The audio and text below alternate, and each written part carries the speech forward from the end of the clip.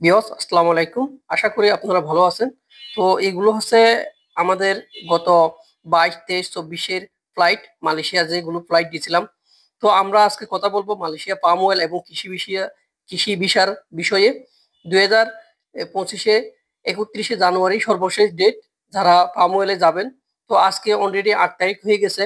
আপনাদের যাওয়ার সম্ভাবনা কতটুকু? অনেকে আমাকে ফোন দিতেছেন, ভাইয়া আমার কলিং হয়েছে, ভিসা হয় নাই, আমার থেকে এজেন্ট বা এজেন্সি আরো টাকা চাচ্ছে, এখন আমি কি করব?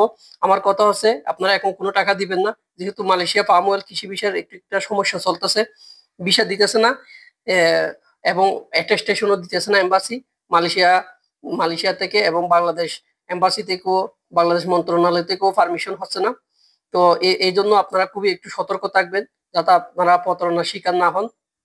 তো যারা ভিসা পাইছেন, আপনারা একটু প্রেসার দেন আপনাদের মেন পাওয়ার দেওয়ার জন্য। যদি অ্যাটেস্টেশনও না হয়, আপনাদের যদি এজেন্সি যেভাবে হোক, যেমনি হোক, যদি আপনাদের মেন পাওয়ারটা দিতে পারে, তাহলে ইনশাল্লাহ আশা করা যায় আপনারা যেতে পারবেন। অনেক ভাই আমাকে এরকম মেন পাওয়ার দিছে, আমাকে দিয়ে চেক করাইছে, ভাইয়া এটা একটু ঠিক আছে নাকি দেখেন, আপনার ভিডিও আমি দেখি, আমি সাবস্ক্রাইব করছি আপনার চ্যানেল, আমি সবসময় আপনাকে ফলো করি, সাবস্ক্রাইব করে আপনার পাশে আমি থাকি। তো আমি চেক করে দিছি, তো ওনারটা পারমিশন হয় নাই, অথচ ওনার মিনিস্ট্রি পারমিশন হয় নাই, তারপরে ওনার মেন পাওয়ারটা হয়েছে। তো আমি বলছি ঠিক আছে, আপনার যেহেতু মেন পাওয়ার হয়েছে আপনি ইনশাল্লাহ যাইতে পারবেন, যেহেতু মেন পাওয়ার করে দিছে, যেভাবে করুক। তো আমাদের এগুলো হচ্ছে গতবারের 23-24-এর মালয়েশিয়া ফ্লাইট দিছি, যেগুলো এগুলো হচ্ছে আমাদের প্রায় অনেকগুলো ফ্লাইট দিছিলাম। তো আমার এখানে অনেকগুলো লোক ছিল, এগুলো ছবি দিয়ে আপনাদেরকে এই কথাগুলো বলতেছি। তো যারা মালয়েশিয়া পাম অয়েল এবং কৃষি বিষয়ে যাবেন, আপনারা খুবই সচেতন থাকবেন। সময় কিন্তু খুবই কম। গতবার যে 32,000 যেতে পারে নাই, একটা কারণ এটা তাদের ফ্লাইট টিকিট না পাওয়ার কারণে। তো এবারও আপনাদের এরকম কিছু হইতে পারে, সম্ভাবনা আছে। তো মালয়েশিয়া নতুন ভিসা কবে খুলবে এ বিষয়ে অনেকে আমার থেকে আপডেট চাইছেন। মালয়েশিয়া এখনো ভিসা খোলার সম্ভাবনা খুবই কম। 15 তারিখে, জানুয়ারি 15 তারিখে একটা মন্ত্রণালয় মিটিং বসবে। আমরা যতটুকু জানি, এই মিটিং থেকে হয়তো একটা কিছু সিদ্ধান্ত আসতে পারে, মালয়েশিয়া কিভাবে কাজ করবে, নাকি সিন্ডিকেট হবে, কিভাবে আপনাদেরকে আবার মালয়েশিয়া কাজ শুরু করবে, বাংলাদেশ থেকে ওয়ার্কাররা যাবে, এ বিষয়ে হয়তো সিদ্ধান্ত আসবে। তখন আমি আপনাদেরকে আবার নতুন ভাবে আপডেট দিয়ে দিব। আপনারা আমার চ্যানেলে যারা সাবস্ক্রাইব করবেন, আমার ভিডিও পাবেন, আপনারা আপডেট পাবেন আমার চ্যানেলে থেকেই ইনশাল্লাহ। আমার এখানে যেগুলো আপনারা আপডেট পাবেন, সবগুলো অথেন্টিক ভিডিও, একবারে 100% সত্যতা পাবেন। আল্লাহর মতে আমরা কারো, আপনাদের জন্য আমরা কাজ করি, আপনারা যাতে প্রতারণার শিকার না হন। আমি অনেক প্রবাসী ভাইদের প্রতারণার শিকার হয়েছে দেখছি, আমার খুবই কষ্ট লাগছে।